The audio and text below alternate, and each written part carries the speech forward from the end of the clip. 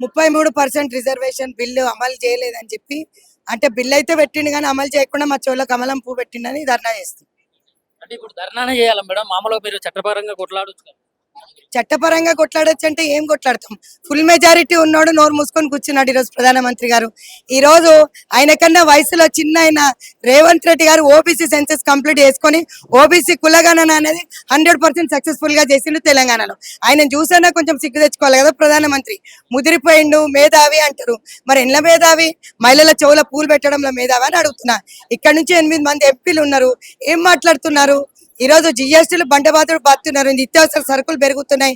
మహిళలకి మాకు ఎక్కడ కూడా పెద్దపీట వేయకుండా లైంగిక వేధింపులు, రేపులు, మర్డర్లు జరుగుతున్నాయి. అది చేస్తుంది ఎవరు? బీజేపీ ఎమ్మెల్యేలు, ఎంపీలు.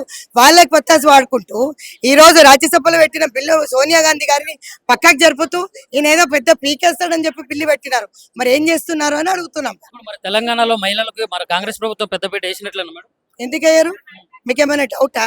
గతంలో వేయలేదా, ఇప్పుడు వేయాలా? కాకపోతే కాంగ్రెస్ పార్టీ సముద్రం, సమయం కావాలి, ఓర్పు కావాలి. ఇప్పుడు నేను ఒక నాయకురాలి 30 ఏళ్ళ నుంచి పనిచేస్తున్నాను. అన్ని విధాలలో నాకు పెద్దపీటనే వేసింది కదా. ఎక్కడ చిన్నపీట వేసింది చెప్పండి? నేను ఎన్ఎస్యుఐ నుంచి పనిచేస్తున్నా, యూత్ కాంగ్రెస్ లో చేసిన, యూత్ కాంగ్రెస్ జనరల్ సెక్రటరీ చేసిన, సిటీ కాంగ్రెస్ జనరల్ సెక్రటరీ చేసిన, పిసిసి 4 టర్మ్ సెక్రటరీ చేసిన, జనరల్ సెక్రటరీ చేసిన, సీనియర్ అఫీషియల్ స్పోక్స్ పర్సన్ చేసిన, రాష్ట్ర మహిళా కాంగ్రెస్ అధ్యక్షురాలు చేసిన, contested MLA, AICC member, PSC member, PEC member, ఇంకేమి ఇయ్యలే పార్టీ నాకు. అన్ని ఇచ్చింది, గతంలో ఇచ్చింది. సముద్రం లాంటి పార్టీ కాబట్టి చాలా వరకు చేరికలు జరిగాయి కాబట్టి కొంచెం కింద మీద జరుగుతుంది కాబట్టి సమన్వయతో కౌన్సిల్ ఆఫ్ మినిస్టర్స్ అందరూ కూర్చుంటున్నారు, మాట్లాడతారు. 100% న్యాయం చేస్తాను ముఖ్యమంత్రి గారు మాట ఇచ్చారు. విజయశాంతి గారికి ఎమ్మెల్సీ ఇచ్చారు కదా, దాని మీద మీ అభిప్రాయం?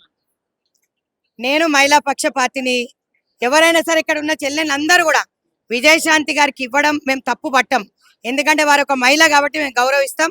రెస్ట్ పార్టీ హైకమాండ్ డిసైడ్ చేసింది కాబట్టి మరి ఏ విషయంలో వారు డిసైడ్ చేసినారు, ఎలాంటి నిర్ణయం తీసుకున్నారు అనేది మరి వారి విజ్ఞతకే వదిలేస్తాం. మాకు రాబోయే కాలంలో ఇంతకన్నా మంచి పదవులు ఉన్నాయని మేము ఆశపడుతున్నాం. 8 మంది ఎంపీలు ఉండి, 2 కేంద్ర మంత్రులు ఉండి ఏం చేస్తున్నారండి? ఇంప్లిమెంట్ చేయమని చెప్పి మోదీ గారికి చెప్పలేని పరిస్థితి. పెద్ద పెద్ద డిబేట్లలో కూర్చుంటారు, పెద్ద పెద్ద మాటలు మాట్లాడతారు. సో నేను అవి ఏం ఖండిస్తలేను, వి వెల్కమ్ ఇట్. కానీ మీరు బిల్లు పెట్టిన ఎంత సంతోషంగా ఉందో, చెవుల కమలం పువ్వు పెట్టి అక్కడ నాన్ చేస్తున్న అంతే బాధగా ఉన్నది.